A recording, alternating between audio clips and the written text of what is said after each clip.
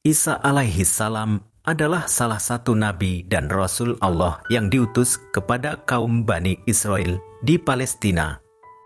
Ia dihormati sebagai salah satu dari rasul-rasul Allah dan termasuk nabi yang bergelar ulul azmi. Nabi Isa memiliki mujizat-mujizat yang luar biasa seperti kelahirannya yang ajaib tanpa ayah, kemampuannya menghidupkan orang mati, menyembuhkan orang buta, dan berbicara sejak bayi. Kisah Nabi Isa adalah kisah yang tergolong lengkap diceritakan di dalam Al-Quran, terutama mengenai wafat dan kedatangannya di dunia pada akhir zaman yang penuh tanda tanya. Kisah sejarah Nabi Isa digambarkan dalam Al-Quran, yakni Surah Maryam ayat 16 sampai dengan 40. Melalui ayat tersebut, Allah Subhanahu wa Ta'ala menjelaskan bagaimana situasi kelahiran Nabi Isa dan juga ketika ibunya, Maryam, dengan tabah dan sabar menghadapi kaumnya yang menuduh serta menghina dengan kehadiran bayinya itu sebagai anak haram. Dilansir dari buku kelahiran Nabi Isa alaihi salam oleh Muhammad Zaid Sani. Nabi Isa lahir dari rahim seorang perempuan suci bernama Maryam, putri dari Imran, seorang lelaki terkemuka yang dianggap sebagai pilihan Allah. Maryam tumbuh dalam lingkungan suci dan saleh, dan dia diasuh oleh pamannya, Nabi Zakaria, yang juga seorang nabi.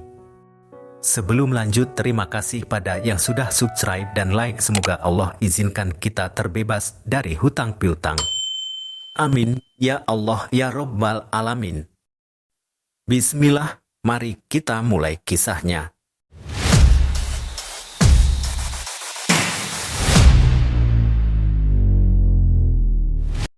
Latar belakang Maryam.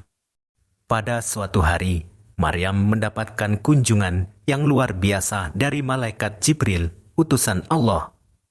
Malaikat Jibril membawa kabar gembira bahwa Maryam akan melahirkan seorang putra yang akan diberi nama Isa. Kabar ini membuat Maryam heran karena dia belum pernah bersentuhan dengan seorang laki-laki dan kehamilan ini adalah mujizat langsung dari Allah Subhanahu wa Ta'ala. Maryam termasuk tokoh yang dihormati dalam Islam. Dia adalah satu-satunya perempuan yang namanya disebutkan dalam Al-Quran dan termasuk orang yang namanya dijadikan nama surah. Riwayat hadits menyebutkan bahwa Maryam termasuk salah satu dari 4 perempuan terbaik sepanjang masa. Seperti yang terkisah dalam surat Ali Imran yang berbunyi, "Dan ingatlah ketika para malaikat berkata, 'Wahai Maryam, sesungguhnya Allah telah memilihmu, menyucikanmu, dan melebihkanmu di atas segala perempuan di seluruh alam.'" Ali Imran ayat 42.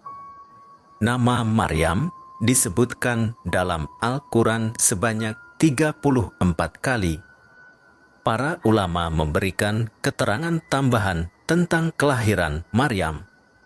Disebutkan bahwa Imran dan Hannah, yaitu orang tua Maryam, dalam sebagian tradisi sudah berusia lanjut.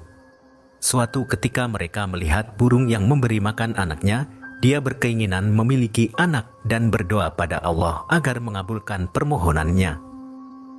Hannah kemudian mengandung dan dia menasarkan anaknya untuk menjadi abdi di Baitul Maqdis. Namun saat melahirkan, ternyata dia melahirkan anak perempuan, padahal hanya anak laki-laki yang bisa menjadi abdi. Namun Allah menerima nazar Hannah dan dia menamai anaknya Maryam. Setelah disapih, Hannah menyerahkan Maryam ke Baitul Maqdis. Zakaria, yaitu sebagai seorang nabi, juga menawarkan agar dia menjadi wali Maryam karena istrinya, yaitu bernama Elisheba, adalah saudari Hannah. Sebagian pendapat menyebutkan bahwa Hannah adalah bibi Elisheba dari pihak ibu. Al-Quran menyebutkan bahwa saat mengunjungi Maryam di ruang khusus ibadahnya, Zakaria melihat makanan. Saat ditanya asal makanan ini, Maryam menjawab bahwa itu dari Allah. Para ulama menjelaskan bahwa Maryam mendapatkan buah-buahan yang bukan musimnya sebagai bentuk mujizat. Maryam mengandung. Al-Quran dan keterangan para ulama menyebutkan bahwa Maryam keluar dari Baitul Maqdis ketika haid atau ada keperluan. Saat Maryam mengasingkan diri dari keluarganya ke sebelah timur, seorang laki-laki mendatanginya. Maryam yang sangat menjaga diri dari lelaki asing kemudian mengatakan, "Sungguh, aku berlindung kepada Tuhan yang Maha Pengasih terhadapmu jika engkau orang yang bertakwa." Laki-laki tersebut ternyata adalah jelmaan malaikat Jibril yang mengabarkan bahwa Maryam akan memiliki seorang putra. Maryam terheran-heran lantaran dia belum bersuami, juga menyatakan bahwa dirinya bukan pezina.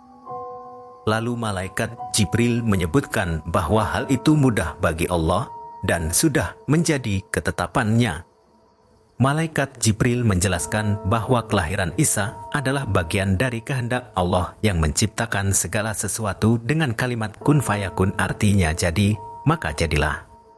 Akhirnya Maryam menerima kabar ini dengan pasrah dan berlindung kepada Allah dari setan yang ingin mempengaruhi pikirannya.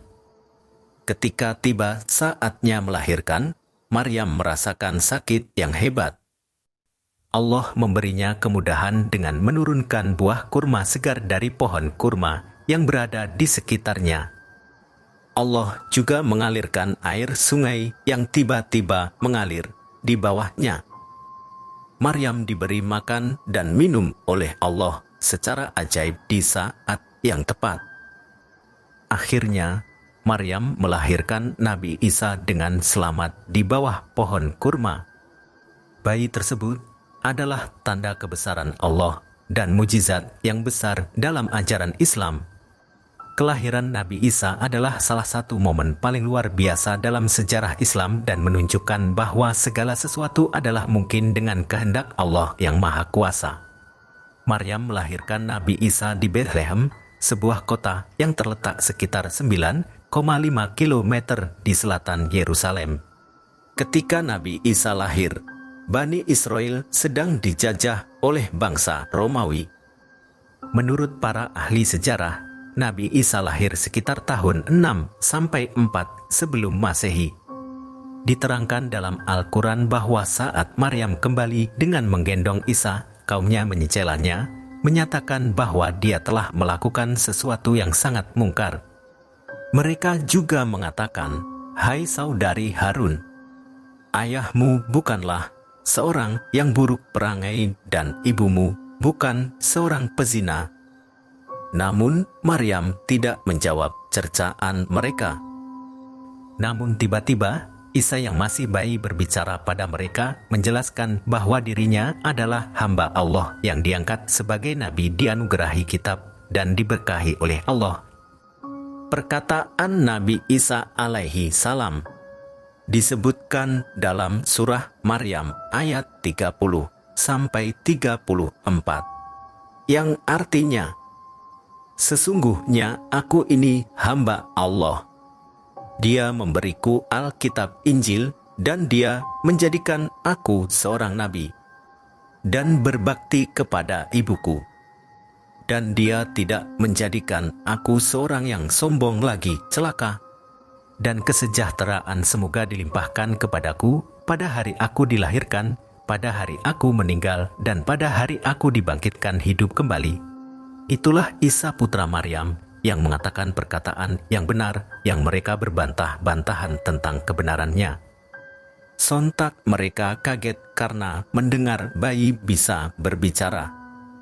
Lalu setelah itu, rumor pun terus beredar luas di daerah itu, hingga ada yang menganggap bahwa Isa adalah anak Tuhan. Pengangkatan sebagai Rasul.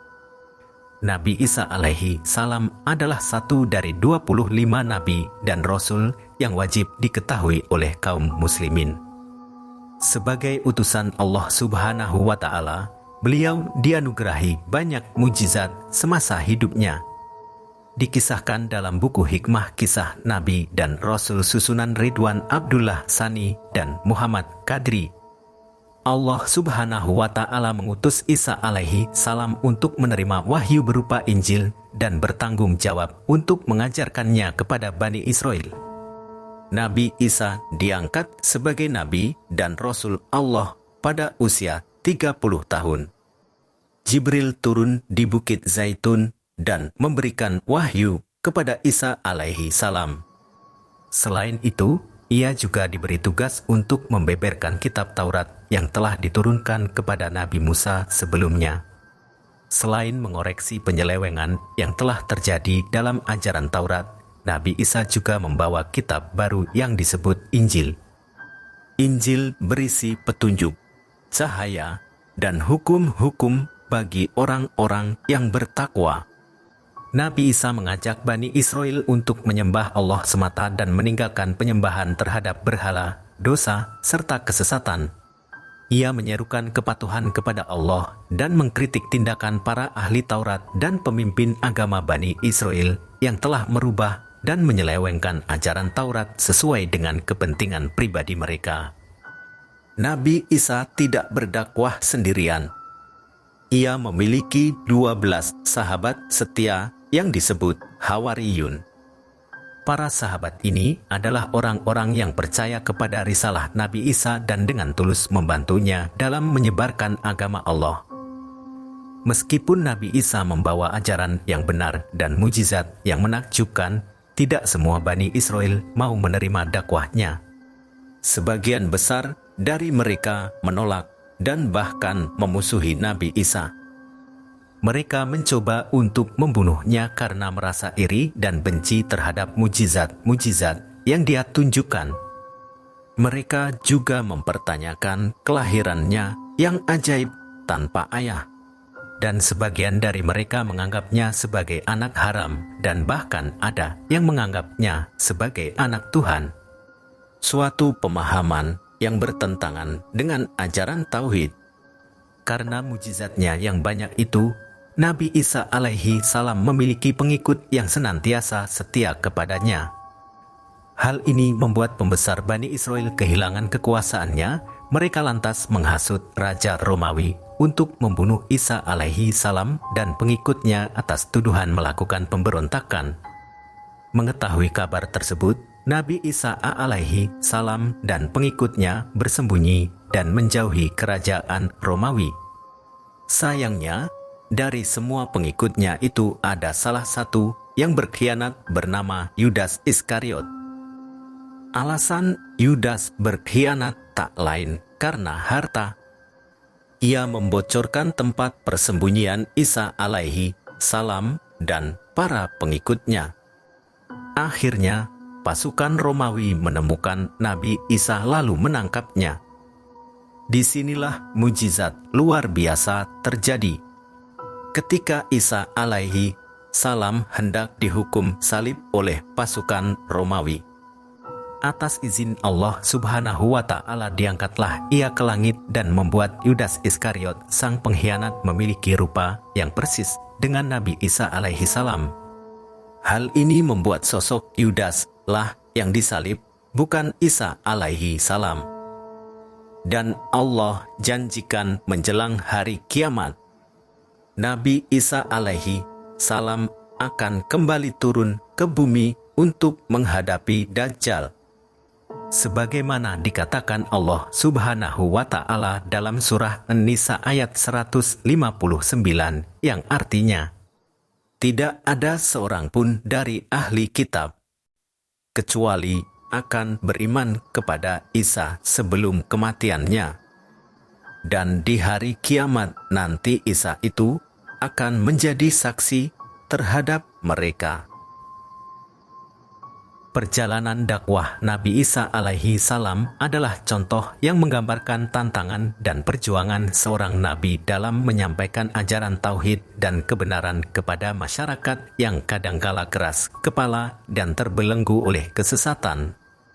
Meskipun menghadapi berbagai rintangan dan bahaya, Nabi Isa tetap setia pada tugasnya sebagai nabi dan rasul Allah Subhanahu wa Ta'ala. Mujizat Nabi Isa alaihi salam.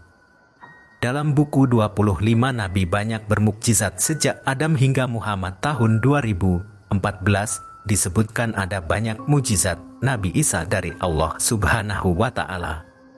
Berikut mukjizat untuk Nabi Isa sejak beliau belum lahir hingga menjadi nabi. 1. Nabi Isa dilahirkan tanpa ayah. Hampir seperti Nabi Adam yang diciptakan tanpa orang tua, Nabi Isa juga diciptakan Allah tanpa seorang ayah. Allah menitipkan ruh dalam tubuh Maryam yang kemudian melahirkan Isa.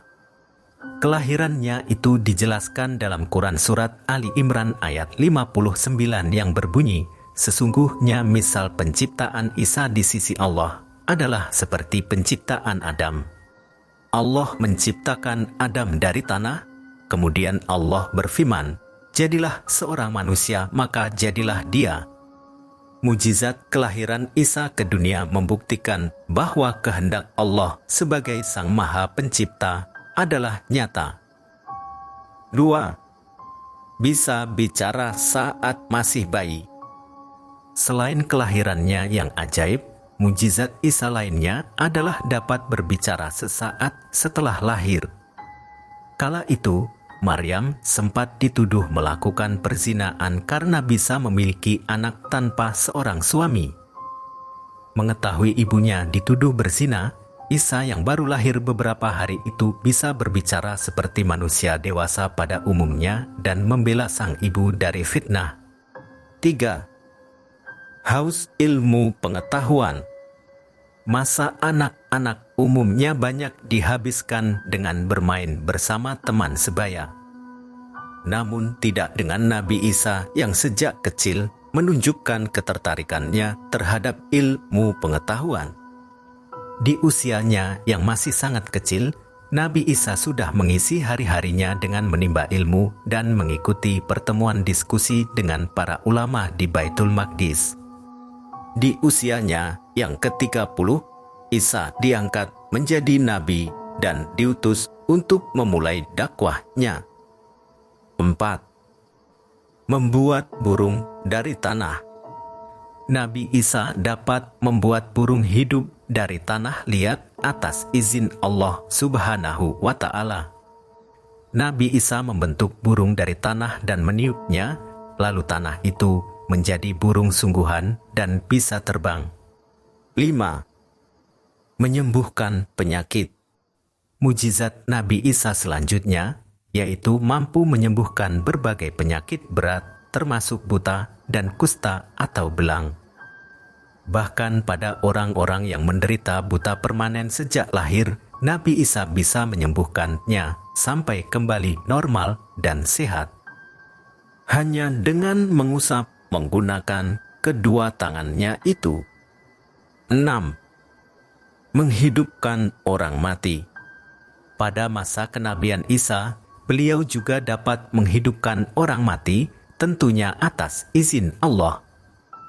Meski mujizatnya nyata, tetap saja masih banyak pihak yang menyangkal bahwa itu hanya sihir. Satu hari, Nabi Isa pernah membantu seorang pria yang sedih karena istrinya meninggal. Bahkan di depan pria itu, Nabi Isa memperlihatkan langsung mujizatnya untuk menghidupkan kembali jasad istrinya. 7. Bisa melihat hal-hal yang gaib. Nabi Isa diberi kelebihan untuk melihat hal-hal gaib melalui panca inderanya meski beliau tidak menyaksikan langsung. Keistimewaan itu ada dalam Quran Surat Ali Imran ayat 49 yang berartinya, "Dan aku kabarkan kepadamu apa yang kamu makan dan apa yang kamu simpan di rumahmu. Sesungguhnya pada yang demikian itu adalah suatu tanda dalam kurung kebenaran kerasulanku bagimu jika kamu benar-benar beriman." 8. Menurunkan hidangan dari langit. Mujizat Nabi Isa berikutnya yang tercantum dalam Al-Quran adalah turunnya hidangan dari langit. Para pengikut Nabi Isa pernah berkata, apakah dirinya bersedia menurunkan hidangan dari langit bagi mereka? Lalu Isa pun berdoa pada Allah seperti dalam Quran surat Al-Maidah ayat 114 yang berbunyi, Isa putra Maryam berdoa, "Ya Tuhan kami, turunkanlah kiranya kepada kami suatu hidangan dari langit yang hari turunnya akan menjadi hari raya bagi kami, yaitu orang-orang yang bersama kami dan yang datang sesudah kami, dan menjadi tanda bagi kekuasaan Engkau. Beri rezekilah kami, dan Engkaulah pemberi rezeki yang paling utama." Lalu turunlah makanan besar dari celah dua awan, satu awan di atasnya dan satu awan di bawahnya. Saat itu manusia melihatnya dan Nabi Isa berkata, "Ya Allah, jadikanlah makanan ini sebagai rahmat dan jangan menjadi fitnah." 9. Diangkat ke langit oleh Allah. Saat berusia 33 tahun 3 bulan 3 hari, Nabi Isa diangkat dari bumi ke langit surga ketika penguasa lalim berusaha menyalibnya. Hal tersebut menjadi sebuah penghormatan kepada Nabi Isa dari kekejaman kaum Bani Israel. Pada peristiwa 10 Muharram itu, Allah mengangkat dan menukarkan Nabi Isa dengan Yudas Iskariot sebagaimana dikutip dari buku 25 Nabi Banyak Bermukjizat. Peristiwa ini dijelaskan dalam Quran surat Ali Imran ayat 55. Berbunyi, "Ingatlah ketika Allah berfirman, 'Hai Isa, sesungguhnya aku akan menyampaikan kamu kepada akhir ajalmu dan mengangkat kamu kepadaku serta membersihkan kamu dari orang-orang yang kafir, dan menjadikan orang-orang yang mengikuti kamu di atas orang-orang yang kafir hingga hari kiamat. Kemudian hanya kepada akulah kembalimu. Lalu aku memutuskan di antaramu tentang hal-hal yang selalu kamu berselisih padanya.' Lalu kelak Nabi Isa akan Allah turunkan kembali ke bumi." Turunnya Nabi Isa alaihi salam adalah salah satu peristiwa yang akan terjadi akhir zaman. Nabi Isa diutus Allah Subhanahu wa Ta'ala untuk membunuh Dajjal. Sejatinya, hanya Allah Subhanahu wa Ta'ala yang tahu alasan mengapa mengutus Nabi Isa untuk membunuh Dajjal. Namun, bila mengacu pada beberapa ayat dalam Al-Quran dan mengacu pada apa yang terjadi pada umat Nabi Isa, maka dapat diperkirakan beberapa alasan yang mendasarinya. 1. Membuktikan bahwa Nabi Isa masih hidup. Hal ini membuktikan bahwa tuduhan bahwa Nabi Isa telah disalib kaum Yahudi adalah salah. Sebab selama ini kaum kafir mempercayai bahwa Nabi Isa sudah wafat.